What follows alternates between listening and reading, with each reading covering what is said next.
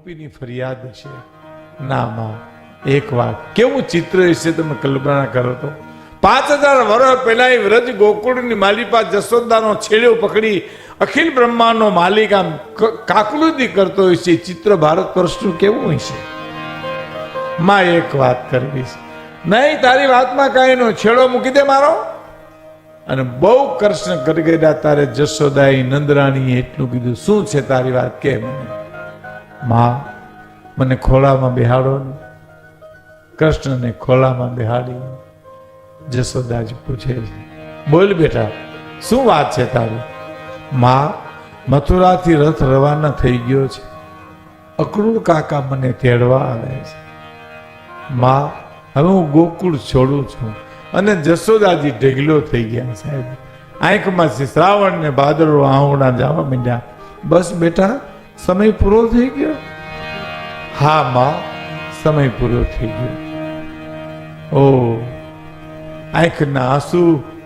હરીન્દ્ર દવે એના પુસ્તકમાં લખે છે કે કૃષ્ણના વાળમાં પડે જશોદાના આંખોની આંખ વાકડિયા વાળમાં હાથ ફેરવતી ફેરવતી એ નંદરાણી એમ કે છે, બેટા, હું તારા વિના નહીં જીવી શકું. હું બેટા, ના માં, મારે વ્રજ છોડવું પડે એમ છે.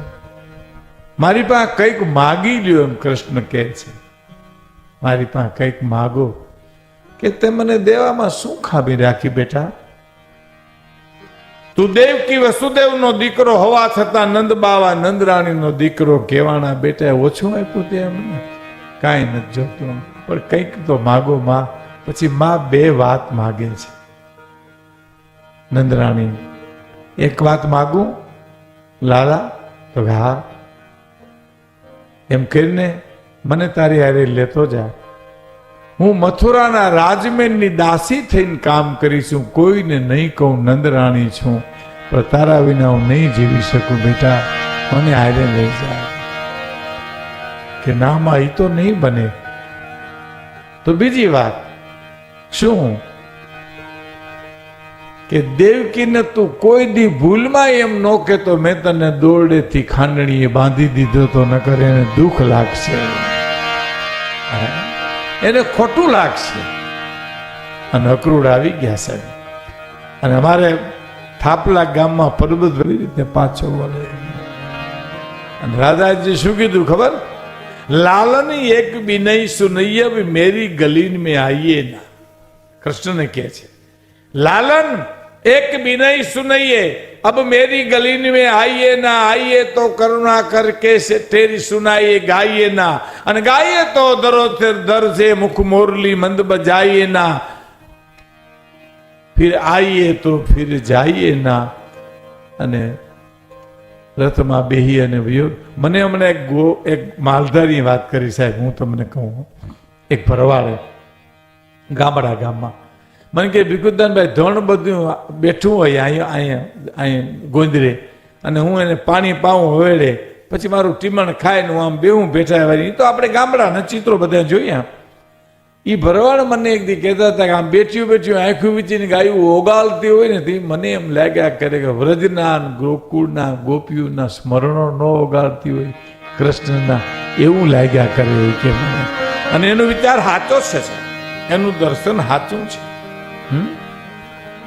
પણ મથુરાના રાજમહેલમાં ઘટના બની એ કહીને પછી મારી વાત પૂરી કરું. ભગવાન કૃષ્ણ જમવા બેઠા છે.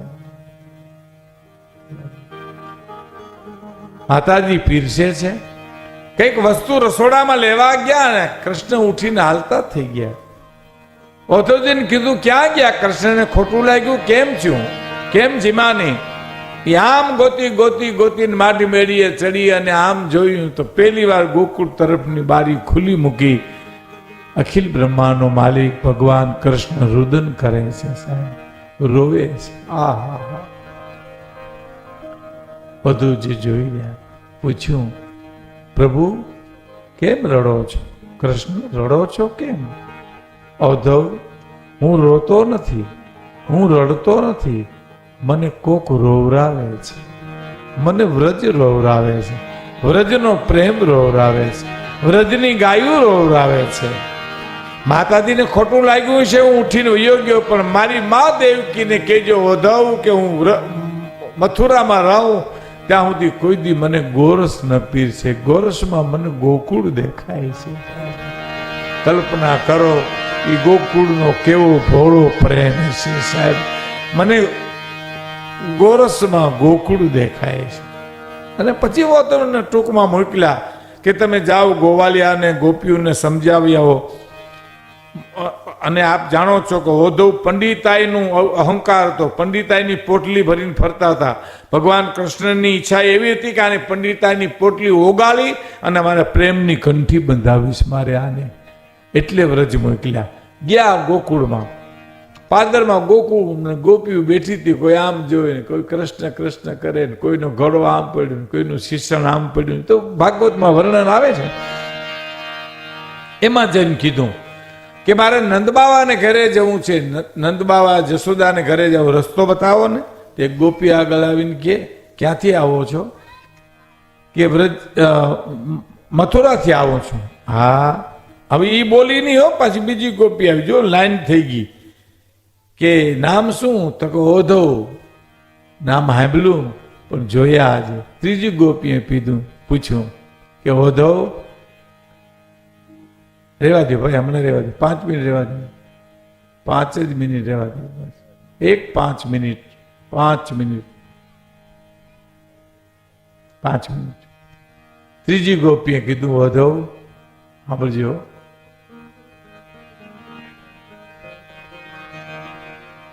ક્યાં વાત?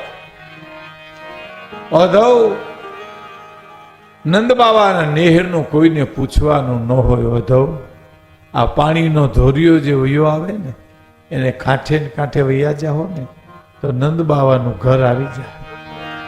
પણ ઓધવ એ અમારી ગોકુળની ગંગા છે, એમાં પગ ન બોળતા.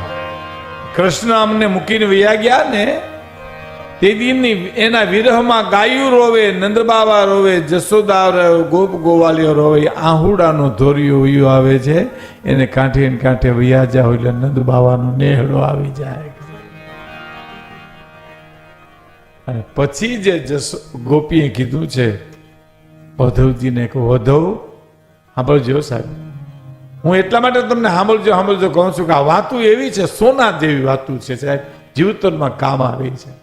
ઓધવ એ માધવ મળે ને તો એને કહેજો તેદીનો રાસ તારો બાકી છે.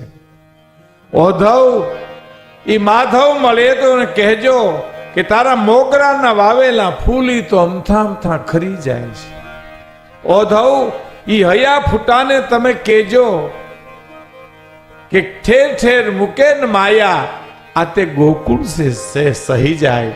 અને ઓધવ એ માધવ મળે ને કહેજો સાંભળજો, ગોકુળમાં એક નથી યમુના, હવે તો નેણે નેણેથી વહી જાય છે.